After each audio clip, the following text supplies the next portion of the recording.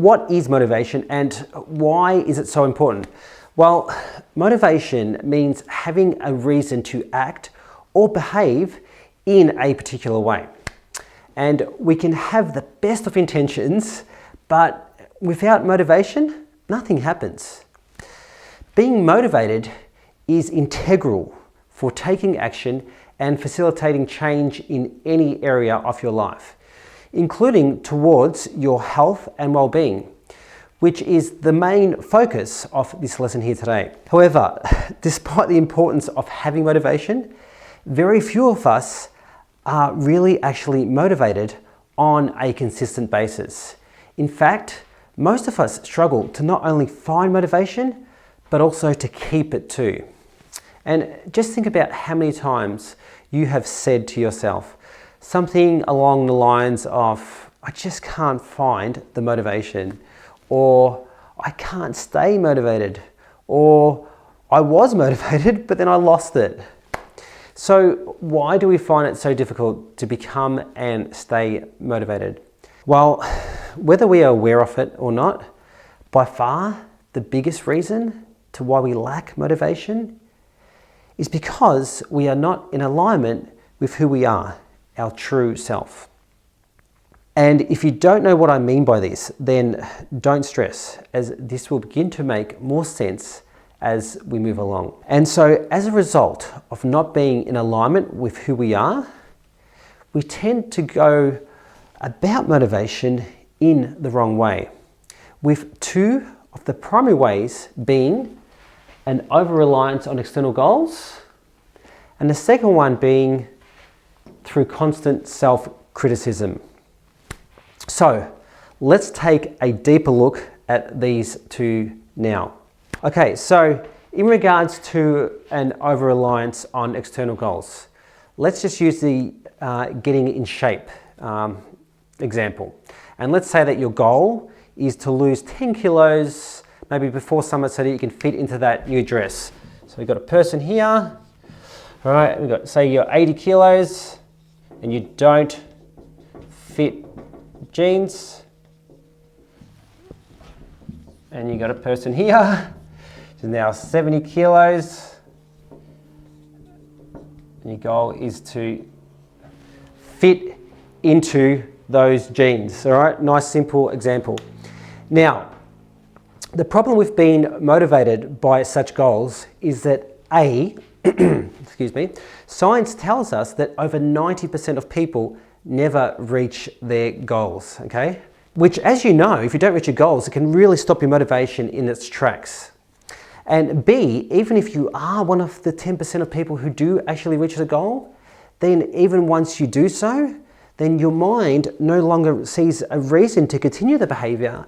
And so once again, your motivation stops in its tracks. And this occurs because your behavior is often merely a means to an end. You know, you go from 80 kilos to 70 kilos and to fit into our jeans. And it's never truly the reward in and upon itself. The result being that you need to find something else to motivate yourself. And you know, you're also continuously trying to summon up enough willpower to stay motivated with it again and again. Don't get me wrong, having external goals is not the problem. In fact, it is healthy to have some tangible goals to work towards. And I encourage all of my coaching clients to do this on a regular basis. However, they only become a problem when you use them as your main source of motivation, as opposed to being motivated from within, which we will talk about soon. And so the other way in which many of us constantly motivate ourselves is through constant self-criticism, okay? Number two. And this is the carrot and stick approach. The carrot is, I want to feel good about myself. And so the stick is, I don't want to feel bad about myself. This is a fear-based type of motivation. I am not okay if I fail. Therefore, I must try harder and succeed so I will be okay. And many of us think we need self-criticism to motivate and keep ourselves in line.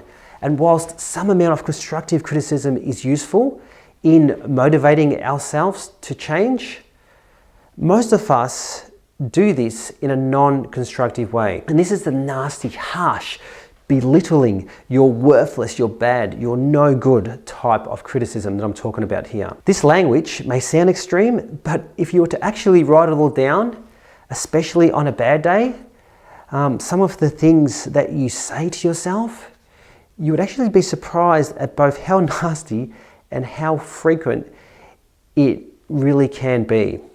For example, saying things like I'm fat, or I look ugly, or I can't do this or that. You get the idea.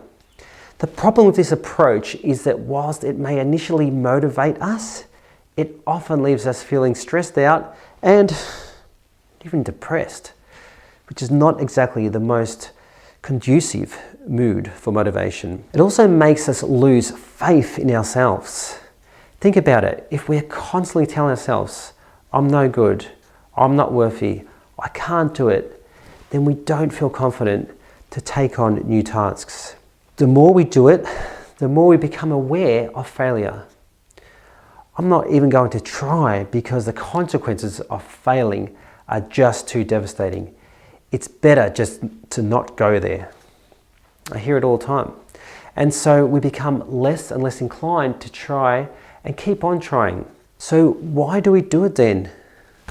Well, one of the main reasons why we are so attached to our self-criticism is that even though it is so painful, it's because it gives us the illusion of control. Think about it. How often have you said to yourself things like, I shouldn't have failed? This implies that while it is theoretically possible that you will never fail, it's because you have done something wrong. You shouldn't have done this. You shouldn't have been that, etc., etc. And we love the illusion that it is theoretically possible to be perfect, to never have things go wrong and do anything we want to do. However, the reality is that we don't have full control over everything. No one ever does. But yet we still criticize ourselves for it. We think maybe if I just tried that a little bit harder, I could be perfect. But this is not reality. So now that you know why motivation is so important, as well as the two most common ways in which we tend to motivate ourselves, which very seldom work over the long term, I'm going to show you where your motivation should come from instead. And so if the way we typically motivate ourselves doesn't work, then how should we approach motivation? Well, the answer is that we should be entirely motivated from deep within ourselves, from our very own sense of being, including the love and gratitude we have for who we are and for life itself. And this can only occur when we connect to and live in alignment with our true self, including our heart. Remember, it's your heart that feels, not your head. So if you want to feel motivated, then your heart's got to be in it. As an example, think about a relationship with a significant other. If your heart's not in it, then you don't really want to be with that person. Or think of a job. If you don't love what you do, then you don't want to be at work. And so in this way, motivation has more so than anything else got to do with your relationship with who you are or the lack of it. How exactly does living in alignment with your true self motivate you? Well, it does so in many ways, including increased self-compassion. And this is not a self-pity or poor me attitude, but rather the understanding that it's hard for all of us, for me, for you, for everyone else. I often say that in the world we live in today, even surviving is an achievement in and upon itself. And so this is a more connected way of relating to yourself. Unlike self-criticism, self-compassion doesn't evaluate and judge the worth of yourself as a person. including whether or not you are good enough or feeling like you have to always be doing more in order to see yourself in a more positive light. Self-compassion is kind, enduring, supportive, and constructive. And this includes accepting, loving, and embracing yourself for who you are, as you are, even though you're not perfect, and even though you fail sometimes. Yes, this is something most of us struggle to do. Okay, so you're probably thinking, so if I just accept myself as I am, flaws and all, then how and why would that even motivate me? And the reason is because by doing so, we provide the safety net needed to see ourselves clearly. And because we care about ourselves and don't want to suffer, then we're going to want to make changes conducive to well-being. Just think about it. If we love who we are more fully, then we're naturally going to want to look after who we are on all levels. I know I do.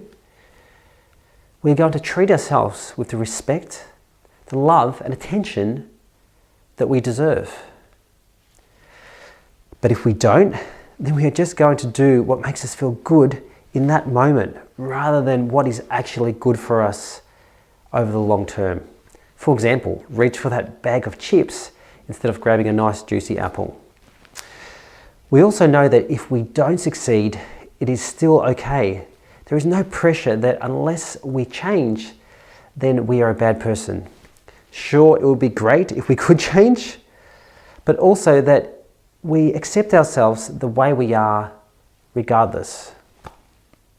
Unfortunately, despite these positives, most of us find it really hard to motivate ourselves from that place of self-compassion. And a common reason I find for this is because we don't trust ourselves enough and or we confuse self-compassion with self-indulgence. This is where we think that if we are compassionate towards ourselves, then we will refrain from doing any exercise and, eating lots of chocolate every day or whatever else we like. However, when you come from a place of self-compassion, you understand that whilst pleasure in the short term feels good, i.e. self-indulgence, you're also aware that it harms you in the long run, so you are unlikely to engage in it. At the end of the day, self-compassion only wants health and well-being for ourselves, not harm.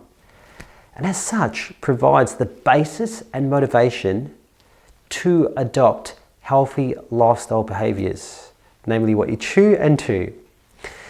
When you are motivated from a place of compassion, including from a place of love and wholeness for yourself, you believe that you and your health and well-being are worth fighting for.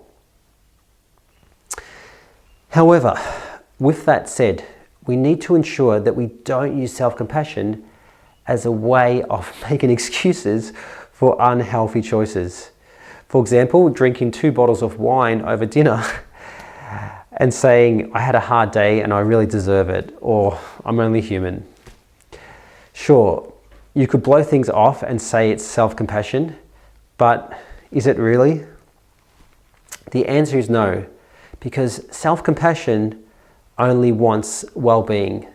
So make sure you live true to yourself regarding whether you're using self-compassion as a source of motivation towards increased well-being and not for making excuses for unhealthy choices, including irrational rewards. If you do make unhealthy choices, then it will be easier to take responsibility for them coming from a place of compassion because you simply won't be so hard on yourself. And this is really important because when you take full ownership for everything in your life, then you're in control. And the more you do this, the more you begin to trust and honor yourself and the easier it becomes. Okay, so living in tune with yourself also results in increased inspiration. And people often laugh when I say this because they don't believe me. But did you know that after 20 years of working in the health and wellness space, that I've never met a lazy person? Hard to believe, isn't it? But what I have met is many people who are uninspired. The problem is that when you feel uninspired, you don't feel very motivated. So the question is not so much how can I become motivated, but rather how can I be or feel inspired. Living in tune with yourself also results in an increased sense of meaning and purpose in your life. What really motivates you to get out of bed in the morning and do what you do each day? What is it? Because without a consistent sense of purpose and meaning in your life, then it's difficult to become motivated. However, when you begin to really connect and live in alignment with who you really are, then you begin to understand the true purpose of life. And this leads to doing more fulfilling work and fostering more harmonious relationships, both of which imbue your life with a greater sense of meaning and purpose. And this supports rather than detracts from our motivation for things like health and well-being. Living in tune with yourself also results in an increased ability to live in the present moment. Okay? Did you know that the average person has about 50,000 negative thoughts each day? Thoughts which not only lead to increased stress and anxiety, but other mental health issues, including depression. Being in this space can often make simple everyday things harder than what they should be, and it's easy to fall into a state of learned helplessness or begin to feel overwhelmed. It's like riding an emotional roller coaster where we feel great one day, but then down the next. And guess what? Your motivation does the same. However, when we live in alignment with our true self, we also live more in the present moment. And this is important because virtually all negative thoughts come from either by analysing the past or from worrying about the future. But by living more in the present, we significantly reduce most, if not all, of the negative thoughts in our life, in our heads and in our lives. But more than that, when we do so, we also create or make the space to experience our natural states of being. And this includes feelings of happiness, peace, joy, and enthusiasm, all of which directly help us to become and stay more motivated. In fact, there is no greater source of energy, determination, and inspiration for life and well-being than when your heart is full of love and your mind is in the present. And this is because universal energy and love is able to radiate through you without any resistance, providing a constant source of energy in everything we do. Next, living in tune with yourself also results in increased gratitude. There are so many things to be grateful for in this world, but the one which plays the most significant role when it comes to motivation is the gratitude and appreciation we have for life itself. So what's your take on life? Do you love it? Or do you think that life sucks? Because unless you love life and believe that you have everything to live for, then you're always going to struggle to stay motivated. Unfortunately, most of us don't really acknowledge just how sacred life really is. We think life's just going to go on and on and on. We think that we have all the time in the world. And as a result, end up taking so much of it for granted. But the reality is that we don't have all time in the world, because one day we will die. In fact, the average life is only 27,000 days, and for many of us, this is often cut much shorter. However, when you live in alignment with your true self, you begin to see the sacredness of not only who you are, but also of life itself. You begin to understand that each and every moment is a gift. That's why it's called the present, remember? As there is no way of assuming that another moment will be given to you. Yet, that is the most valuable thing that can ever be given to us, life itself. And so in this way, life is precious. We must not take anything for granted. Every minute of every hour of every day is absolutely precious and needs to be honored. Just ask anyone who's had a near-death experience. None of them feel unmotivated. And so the good news is that you don't have to wait until you're living in alignment with your true self before you start becoming grateful for life itself. Instead, just think of one thing you're grateful for each day, because the more you do this, the more in alignment with yourself you become. Remember, you only have one chance at life. The question is, are you going to waste it, or are you going to make the most of it by being your best self and living your best life? Living in alignment with our true self helps us to realize this. And the more we do, the more we become motivated to do all of the things that inspire well-being and give life, rather than those which take it away. So, as you can see, if you're struggling to get and stay motivated, then the question is not, how do I find motivation, but rather, how do I connect and live more in alignment with my true self?